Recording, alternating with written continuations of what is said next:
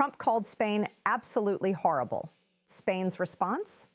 They just opened negotiations to buy a Turkish stealth fighter jet instead of America's F-35. Let that sink in for a second.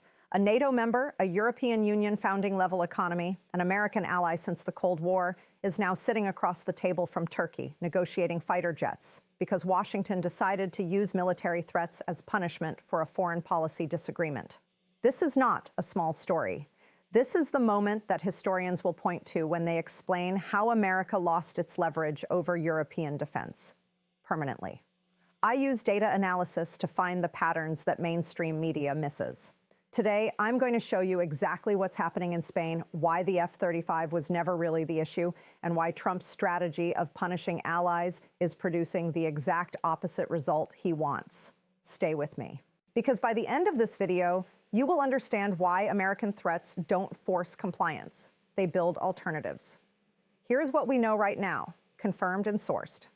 On May 7th, 2026, at the SA 2026 International Defense and Aerospace Exhibition in Istanbul, the CEO of Turkish Aerospace Industries, Mehmet Demiroglu, publicly confirmed that Spain and Turkey have entered preliminary government-to-government discussions for Spain to potentially acquire Turkey's KAAN stealth fighter jet. This wasn't a rumor. This wasn't leaked. The Turkish aerospace chief said it directly to Spanish defense publication Infodefensa. And here is exactly what he said. Spain had submitted a formal request for information about acquiring a, quote, top-tier fifth-generation fighter aircraft. The negotiations are real.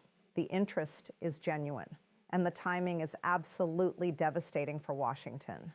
Now, why is this happening right now?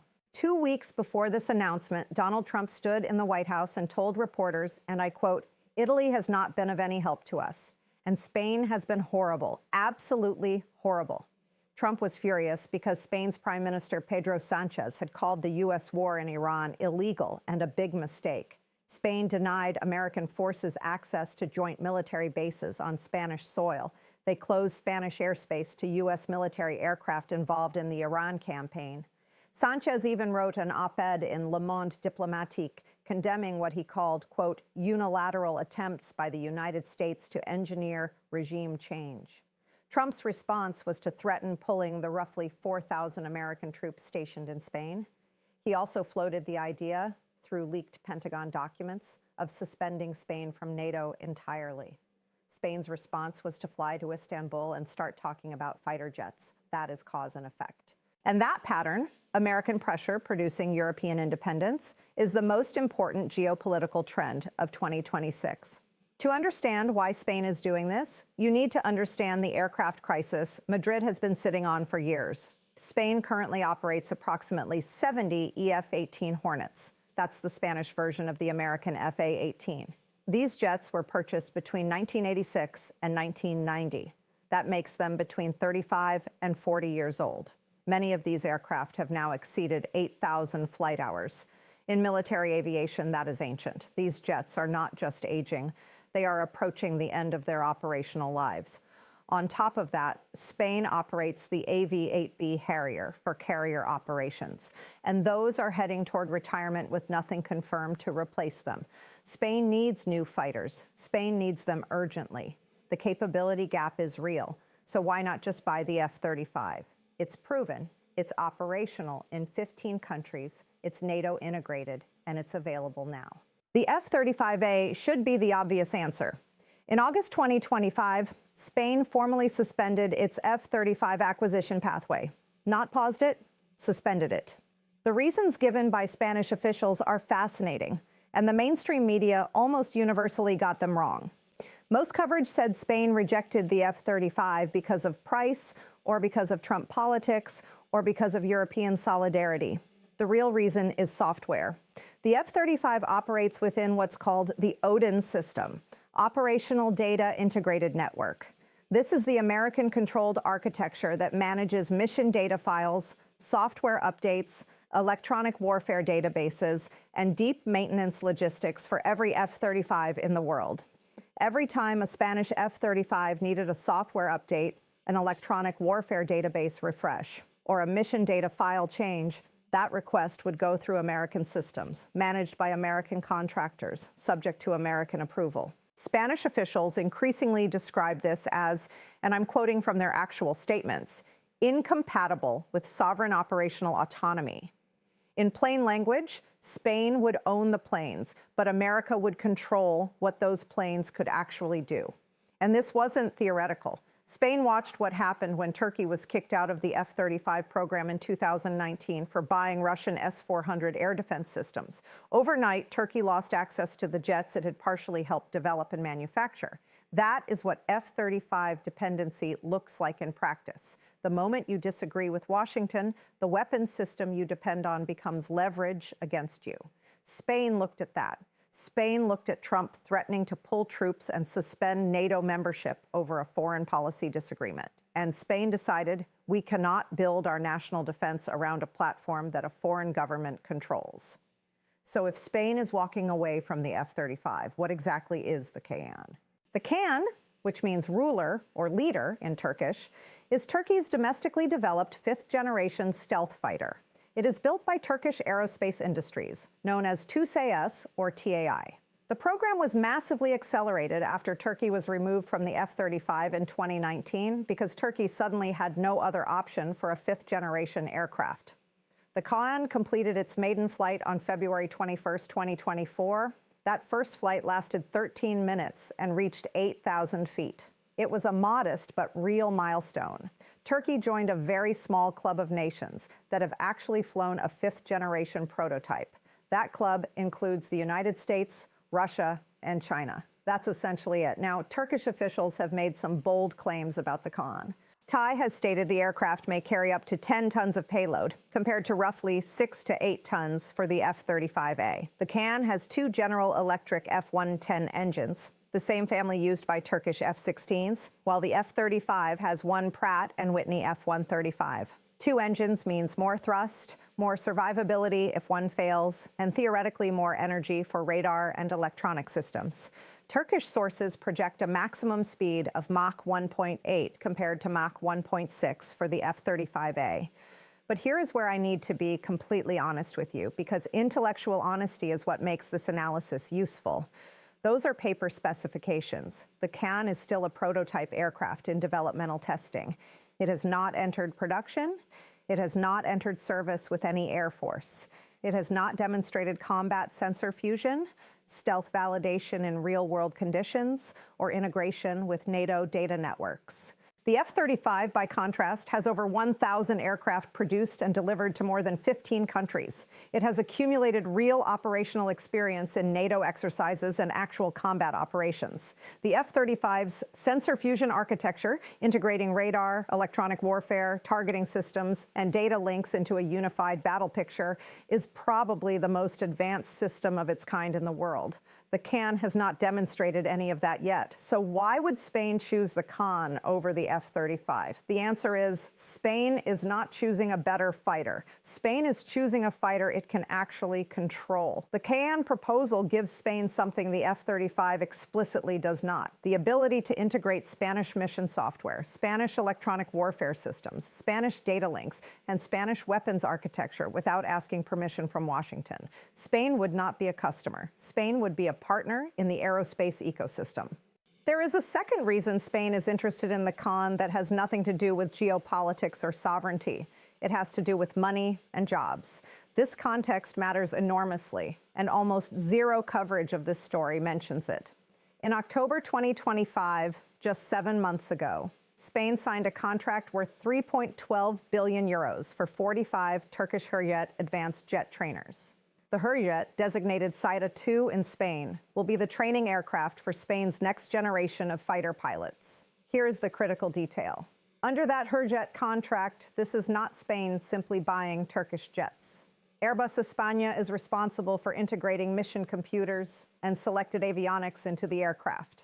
Spanish defense companies, including Indra, GMV, Saner, Airtech, Grupo Oesia, and Orbital, are directly involved in integration and sustainment work. TAI officials have said publicly, the Hurriyet is only the first step. It will be the training aircraft for the KAAN in Spain. The industrial logic is completely different from the F-35 model. Under the F-35, Spain would be an end-user customer. Spain would follow American procedures, use American software, and send maintenance work to American contractors. Spanish aerospace companies get limited industrial participation. Under the KAAN model, Spain becomes a partner. Spanish companies integrate their own systems into the aircraft. Spanish engineers manage mission system customization. Spanish firms hold sustainment contracts. The economic benefit flows into the Spanish defense industry, not just the American one. That is a structurally different deal. And for Spanish politicians trying to build a domestic defense industrial base, that difference is enormous. I want to spend time here being fair, because the KAAN is genuinely risky, and Spain knows that. This is not a simple or obvious decision. Risk number one.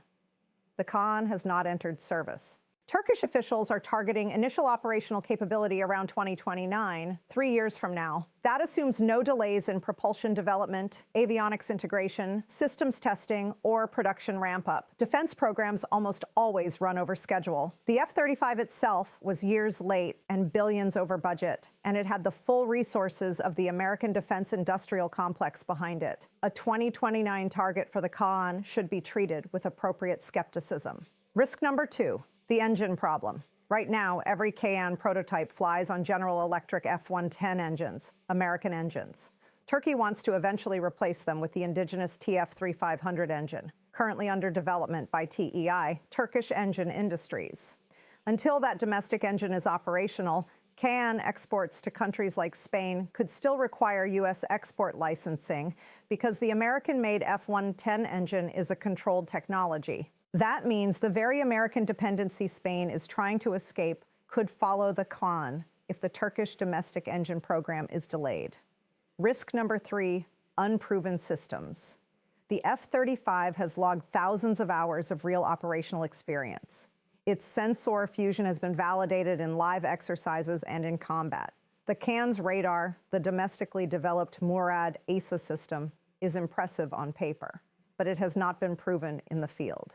Spain is betting on a system that hasn't demonstrated its real-world capabilities yet. Spain is fully aware of all of these risks, and Spain is accepting them anyway. Because from Madrid's perspective, the risk of being operationally dependent on an adversarial Washington is greater than the risk of flying a slightly less mature aircraft that Spain actually controls. That is a geopolitical judgment, not a technical one. And it tells you everything about where the transatlantic relationship stands right now. Spain's fighter jet decision does not exist in isolation. It is one data point in a much larger pattern that my analysis has been tracking for months. Germany refused to integrate Palantir, the American AI and data company, into its defense infrastructure, and is now building European-developed defense AI systems instead. Multiple European governments, including Germany, France, and Sweden, have instructed senior officials to migrate off American messaging platforms after NSA surveillance concerns resurfaced in the context of the Iran war tensions. Federal Reserve Chair Jerome Powell explicitly stated that the Fed would not comply with Trump administration pressure to lower interest rates, defending institutional independence against executive interference. And now Spain is opening fighter negotiations with Turkey that explicitly prioritize sovereignty over American dependency. Each of these decisions is individually explicable. Together, they form a trend that is strategically irreversible. Europe is systematically building alternatives to American-controlled systems, not because Europe is anti-American, but because Trump's use of American institutions as political weapons has made European leaders conclude that dependency on American goodwill is simply too dangerous. Here is the strategic insight that most analysis misses. Once Spain builds the industrial relationships, the technology transfer frameworks, and the sustainment infrastructure around the KAAN, that investment doesn't disappear when Trump leaves office. The next American president will inherit an alliance where a key NATO member's fighter jet ecosystem is oriented toward Turkey rather than the United States. The leverage is permanently reduced. You do not get that leverage back by threatening Spain. You get that leverage back by being a reliable partner. And that ship, for now, has sailed. Indonesia has already signed a deal for 48 KAAN aircraft, worth approximately $10 billion. That was Turkey's largest ever defense export agreement, and it validated the KAAN program internationally. Saudi Arabia has expressed interest in 100 units. If Spain acquires the KAAN, it becomes the first Turkish fifth-generation fighter exported to both a NATO member and a European Union member simultaneously. That is a geopolitical earthquake. And it happened because Trump called Spain horrible. I want to address one more piece of this puzzle because it is essential context. Spain officially remains a partner in the FCAS, the Future Combat Air System. This is a trilateral program between Spain, France, and Germany to develop a sixth-generation fighter. Spain's Indra is the national champion. France's Dassault and Germany's Airbus are the lead contractors. The problem is, FCAS is in serious trouble. France and Germany have been locked in a bitter dispute over intellectual property rights and work-share distribution between Dassault and Airbus. They missed their own self-imposed deadlines. Analysts at Carnegie, CPA, and the National Interest have all published assessments suggesting FCAS may be heading toward radical reorganization, if not outright collapse. Even in the best-case scenario, FCAS is not expected to enter operational service before 2040. Spain's aging Hornets cannot wait until 2040. So Spain's position is this. F-35 is politically and strategically unacceptable because of American software control. FCAS might not exist and won't be ready for 14 years anyway. The KAAN is available, offers industrial partnership, and delivers the sovereignty that Madrid requires. Spain is not choosing KAAN because it's the best fighter. Spain is choosing KAAN because it's the only path to sovereign fifth-generation capability within a realistic time frame with acceptable industrial and political terms. That is a rational decision under real constraints, and it is a decision that Trump's threats accelerated enormously. Let me bring this together because the conclusion here is very clear. Spain has old fighter jets and needs new ones urgently. The F-35 was the obvious solution. Then Trump threatened to pull troops over a foreign policy disagreement. Spain responded by accelerating its search for alternatives. Now Spain is in negotiations with Turkey for a fighter jet specifically designed to reduce American dependency. Trump's threat did not produce Spanish compliance. It produced Spanish independence, and that independence, once built into industrial contracts, technology transfer agreements, and sustainment infrastructure, is permanent. This is the pattern. This is what the data shows repeatedly. When great powers use coercion against allies over policy disagreements, allies do not comply. They build alternatives, and the great power permanently loses the leverage that coercion was supposed to protect. Here are the takeaways from this analysis. Number one, Spain's rejection of the F-35 is primarily about software sovereignty and operational autonomy. Not price, not politics alone. American control over F-35 mission systems is a structural deal breaker for Madrid. Number two, the KAAN is a genuine but unproven platform. Spain is accepting real developmental risk in exchange for sovereignty. That is a rational geopolitical trade-off under their specific constraints. Number three, Trump's threats have permanently accelerated European defense decoupling. These are not temporary diplomatic tensions. They are structural shifts in defense procurement that will outlast any individual administration. Number four, Turkey is emerging as a credible defense exporter for NATO and EU members, a category that did not exist 5 years ago and now represents a major strategic shift in the alliance. Number five, the transatlantic weapons market is fragmenting in real time. The F-35's position in Europe is not guaranteed. American leverage in European defense is contracting, and American threats are the primary cause. If you found this analysis useful, subscribe. I publish weekly breakdowns of geopolitical and economic patterns using data, not narratives. Hit the notification bell so you don't miss the next one, and tell me in the comments. Do you think Spain is making the right call? Is the sovereignty trade-off worth the operational risk? I read every comment and I respond to the best ones. The link to my full source list is in the description. Every claim I made today is cited and verifiable, because that's how this should be done. I'll see you in the next video.